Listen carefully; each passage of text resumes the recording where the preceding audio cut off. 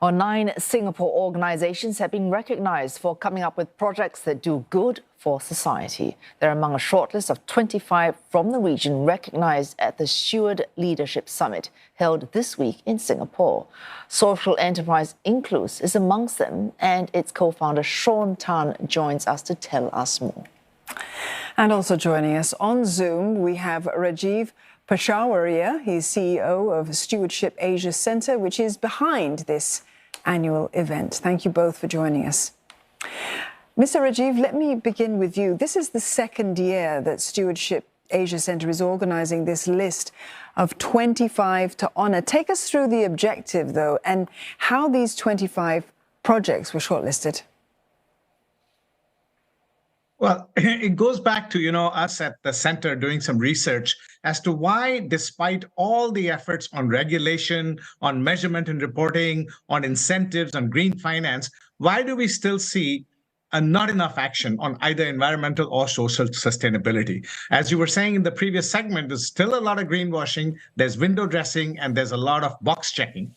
So we decided to look at who is doing it genuinely, who is doing well by doing good genuinely, why are they doing it and how they're doing it.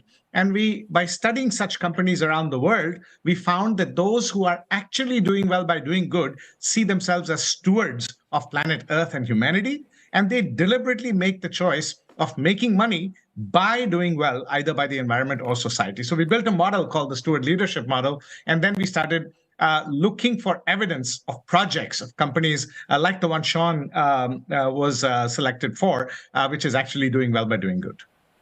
All right, Shaun, since Mr. Rajeev brought you up, now, if I look at the name of your company, Inclus, which is the perfect clue for what it is, inclusivity, how does your company genuinely, as Mr. Rajeev says, do good, do well, and therefore do good? Mm-hmm. So Inclus is a social enterprise that helps people with disabilities achieve gainful employment and independent living. A good bulk of the work that we do is in matching adults with disabilities with inclusive employers. And we also work very closely with tertiary institutions to help students with special educational needs be as ready for work as possible. So in the process of all this, we create mutually beneficial arrangements with all the stakeholders. So with employers, we help them solve a hiring need. With caregivers, we help them get social and financial respite. With people with disabilities, we help them get dignity and productivity through work. And with schools, we help them better engage their students while they are studying. So we really feel and believe that these all align with the Steward Leadership model that Rajeev was sharing about. All right. Back to you, Mr. Rajeev. We heard Mr. Tan telling us essentially what Inclus does is connect people with disabilities with employers so that they can have gainful employment. Now, of course, making that list as well, you've got big companies, DBS, OCBC. On paper, they look very different. But I take it beneath the paper, they are similar, at least in one way. What would that be? Mr. Rajeev. It is steward leadership. The idea here is to drive profitable solutions to today's challenges. So be it climate change, be it socioeconomic inequality, be it cyber vulnerability or any other existential threat, we don't think that, a just philanthropy or just regulation or all those things are going to solve it. Eventually, for us to save planet Earth and humanity, we have to find profitable solutions.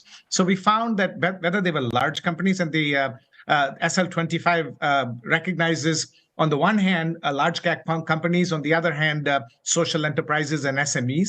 What they have at the bottom is the same. They believe in 4 specific stewardship values, and they pursue a purpose to create a collective better future. Mm. Shaun, Inclus as a social enterprise, it's a balancing act. You want to be able to balance that profit with the purpose as well. There are challenges, no doubt. Tell us some of the ones that you've sort of come across which are particularly sticky for a social enterprise like yours. I think, as you mentioned, it's a lot of organizations that are trying to do good. The challenge is really in balancing how do we grow and pursue growth on both levels, on a business and social level, without compromising the other. So we found that the key to this is really how do companies align business and social impacts. And for us, what worked for us is that we did business by creating social impact. So what I mean by that is that when we help an adult with disability get a job, An employer pays us a fee for that. So essentially, we are achieving both social and business impact at the same time. And in this whole arrangement, all of us are not just invested, but we are committed to creating sustainability in the whole process, in ensuring that it works. But at the same time, one more challenge will also to be how do we attract and retain talent as a social enterprise by getting people to join us, but yet at the same time without sacrificing too much of their financial or their professional growth. And we are competing with firms and organizations that can offer them so much more. So how do we help them make a career out of this at the same time doing good? So this is really how we try to see how do we align our social impact with business impact by finding the best talents that we can have. All right, Mr. Rajeev, listening to Mr. Tan there, he feels they are able to do what they do because they balance social impact with business impact. Now, Singapore firms, 9 making on this list of 25, of that, Singapore organizations making up nearly a third. Do I take it they are able, more than most, to reach this balance that Mr. Tan talks about, to do good without compromising on profit? Well, this is only the second year that we've come up with this list, and we are Singapore-based, so we are known in Singapore. So there's a lot more awareness about the fact that you can apply for SL25 in Singapore. So that drives a lot of applications from Singapore. But as word is spreading about SL25 throughout the Asia-Pacific region, we will see more of an equal distribution going forward. Now, coming back to the first part of your question, is Singapore more sort of inclined towards naturally being able to, Singapore firms naturally being able to align purpose and profit better? Well, to some extent that may be true because Singapore's fabric as a country is based in stewardship. Tripartism, for example, is a great face of stewardship. So I would say that Singapore has all the prerequisites in its history, in its values, and in its system to be a good steward leader, and therefore Singaporean companies should do well. Does that mean that every Singaporean firm will actually be a good steward and and leaders will be good steward leaders? I'm not so sure.